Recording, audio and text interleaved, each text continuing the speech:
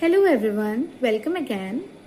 Have you ever thought कि इतनी बड़ी बड़ी ये जो हार्ड रॉक्स हैं ये धीरे धीरे छोटी छोटी रॉक्स में कैसे टूट जाती हैं?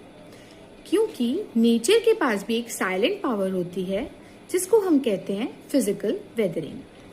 तो सबसे पहले हम समझते हैं what is physical weathering. Rocks का मैकेनिकली टूटना without changing it's chemical composition, इसको हम बोलते हैं फिजिकल वेदरिंग। अब मतलब बेसिकली हम ये बोल सकते हैं कि रॉक्स सिर्फ टूटती है, मतलब उसके साइज में चेंज आता है बट उसके केमिकल नेचर में कोई भी चेंजेस नहीं आते।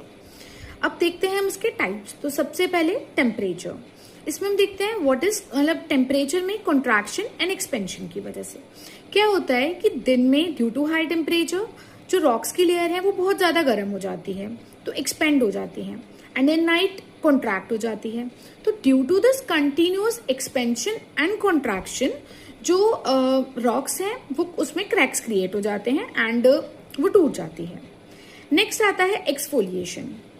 अब ये कंटिन्यूअस एक्सपेंशन और कॉन्ट्रैक्शन की वजह से जो उसकी सरफेस लेयर होती है वो पील ऑफ होने लग जाती है धीरे धीरे, और इसी प्रोसेस को हम एक्सफोलिएशन बोलते हैं या अनियन टाइप ऑफ वेदरिंग भी बोलते हैं। अब यहाँ पे जो प्रेशर लगता है वो लगभग 1465 टन पर मीटर स्क्वायर और 150 टन पर फीट स्क्वायर का होता है, जिसकी वजह से रॉक्स में क्रैक्स डेवलप हो जाते हैं। बेसिकली ये बेसाल्ट और ग्रेनाइट में देखने को मिलता है। नेक्स्ट आता है फ्रॉस्ट या फिर थॉइंग एक्शन, जिसको हम बोलते हैं। क्या होता है कि रॉक्स में जो क्रैक्स डेवलप होते हैं उसमें वाटर एंटर कर जाता है।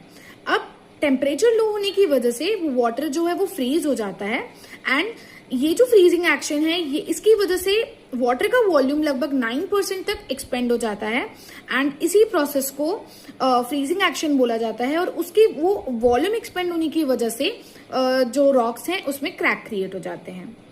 नेक्स्ट आता है प्लांट्स या एनिमल की वजह से, जिसमें जैसे प्लांट्स की जो रूट्स हैं ये क्या करती हैं, ये भी रॉक्स में पेनिट्रेट कर जाती हैं और क्रैक क्रिएट कर देती हैं। और फंगल हाइफे भी रॉक्स में क्रैक्स क्रिएट कर देती है। Last but not the least wind या एब्रेशन हम इसको बोल सकते हैं। क्या होता है कि जैसे मूविंग विंड है ये रॉक्स की जो लेयर है उसको घिसती है, एंड इसकी वजह से रॉक्स जो है वो टूट जाती हैं। तो अरावली रेंज में जो राउंडेड रॉक्स हैं उसका बहुत बड़ा एग्जाम्पल है थार डेजर्ट इन राजस्थान।